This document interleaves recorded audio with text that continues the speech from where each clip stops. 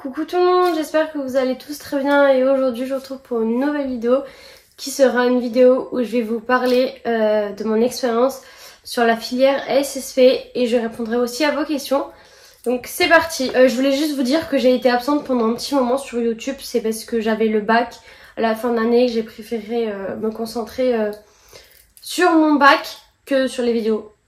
Mais je suis restée active sur Instagram et sur TikTok, donc n'hésitez pas à me suivre. Et on va commencer la vidéo. Donc tout d'abord, je vais un peu vous parler de la filière ASSP, donc accompagnement soins et services à la personne, qui peut se faire en option structure ou en option à domicile. Donc personnellement, je l'ai fait en option structure, c'est dans mon lycée, c'était comme ça. Après, du coup, ça se fait dans un lycée professionnel, donc il y en a plein partout. Moi, je l'ai fait sur Bordeaux parce que j'habite là-bas. Après, j'ai tellement de choses à dire que je sais pas par où commencer en fait. Déjà, je sais que quand vous arrivez en seconde, on vous demande d'acheter une tenue. Donc vous en prenez 3 avec le haut et le pantalon et les crocs. D'ailleurs, je suis en train de réfléchir, je sais pas si je les ai pas vus sur le lycée. Bon. Après, dans cette filière, vous avez des stages à effectuer. Donc vous en avez les 3 ans à effectuer. Donc en seconde, dans mon lycée, en seconde, c'était tu commençais avec la petite enfance. En première, tu choisissais petite enfance ou personnes âgées. Et en terminale, c'était les personnes âgées. Donc les stages s'effectuent dans les établissements, que ça soit en crèche, en maternelle ou à l'EHPAD. Après, durant certains de vos stages, vous allez être évalué pour le bac. Donc par exemple, en seconde, en première, j'ai été évaluée en animation. Et en terminale, j'ai été évaluée sur un soin. Il me semble que c'est tout, je sais plus du tout. Parce qu'en fait déjà vous avez plusieurs matières. Donc vous avez les matières générales et les matières professionnelles. Donc tout ce qui est matière générale, ça reste français, l'histoire géo, le MC. Les mathématiques, l'art, mais c'est de l'art appliqué, c'est plus de l'art plastique.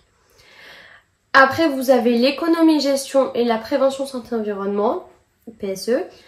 Après en matière professionnelle vous avez ergo soins, SMS, donc sciences médico-sociales.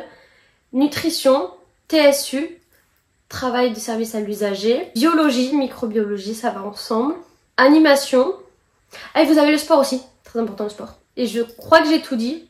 Comme ça peut paraître beaucoup, mais au final dans un emploi du temps ça se cale facilement et au final c'est pas beaucoup.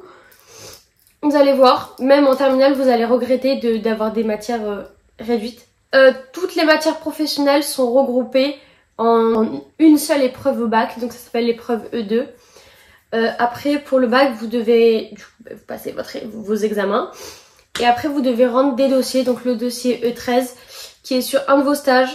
Vous devez expliquer l'histoire de vie d'une résidente tout en étant anonyme, parler d'elle, etc. Après vous avez le dossier E33, c'est sur un projet d'animation.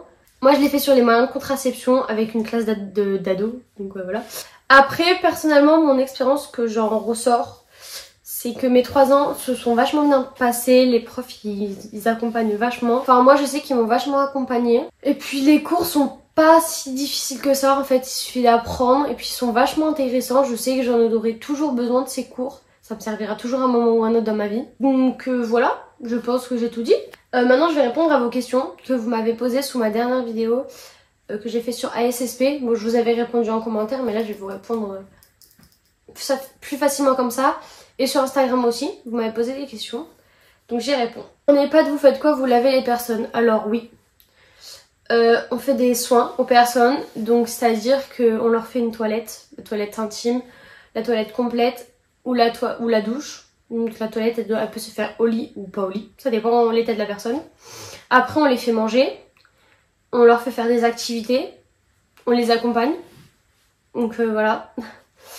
Beaucoup appréhendent ce stage-là, je le sais parce que j'ai été dans ce cas-là. Ce que je peux vous dire, c'est qu'au final, il ne faut pas appréhender du tout. Ça se passe super bien, elles sont super gentilles. Justement, elles vous aident, les personnes âgées, à vous dire ce qu'il faut faire. Puis même les aides-soignantes, elles vous aident, elles sont là avec vous, elles vous accompagnent tout le long. Donc franchement, faut pas stresser, enfin... Tu vas comme ça, et puis au final après tu prends goût, donc ça se passe super bien, voilà. Est-ce qu'il y a très peu d'hommes? Alors oui, moi je sais que dans ma classe il y avait seulement 3 garçons, mais ça va, ils ont été intégrés assez facilement. C'est une classe pour tout le monde, Mais en général, il y a beaucoup plus de filles que de garçons. Mais franchement, les garçons, foncez, hein. N'ayez pas peur de faire ça parce qu'il n'y a que des filles. Hein. Non, non, non, foncez. Non, franchement, ça... c'est cool d'avoir des garçons parce qu'avec les filles, il y a souvent plein d'embrouilles. Et finalement, les garçons, ils sont là pour... voilà, pour que ça se passe mieux. Et puis même, c'est toujours sympa d'avoir 2-3 garçons dans sa classe, quoi. Alors, est-ce que les 3 ans sont compliqués? Alors, oui et non, ça dépend. Si tu travailles, ça va pas être compliqué. Si tu travailles pas, bien sûr que tu vas galérer. C'est normal. En fait, il faut travailler tout le long de l'année pendant tes 3 ans. Comme ça, au bac, ben, ça sera beaucoup plus simple pour toi. Parce que si t'es là, tu fais rien de l'année, ben, au final, t'es en échec, quoi. C'est ça. Parce qu'il y a des... dans des matières, il y a des notions qu'il faut savoir par cœur. Style, biologie, les schémas, par cœur. Les définitions, par cœur. Vous ne pouvez pas dire que la terminale, par exemple, est plus difficile que la seconde ou quoi. C'est toujours pareil, hein. Tu revises, t'y arrives. Puis après, ça dépend des personnes. Si la personne, elle a vraiment des difficultés, ben là, c'est sûr qu'elle va avoir du mal. Mais après, vu comment les profs, ils t'accompagnent, t'auras pas du mal, hein. Ah oui, les horaires, les horaires. Alors ça, tout le monde, tout le temps. Les horaires, c'est quoi? Mais les horaires, ça dépend de l'établissement, puis de comment sont dispatchés les matières, quoi. C'est ça, tu peux faire... Enfin, moi, dans mon lycée, je sais que c'était au plus tôt 8h30 et au plus tard 17h30. Mais ça dépend vachement. Moi, cette année, je finissais que le lundi et le vendredi à 17h30. Après, c'était 16h30. Ou le mercredi, je finissais une semaine sur 2 à 14h30. Sinon, c'était 12h30. Et je commençais à 9h30. Enfin, franchement, ça dépend vachement des lycées. Donc, je peux pas vous dire. Est-ce que l'emploi du temps est chargé? Alors non, pas spécialement parce qu'il y a vachement de cours où c'est en 2 heures.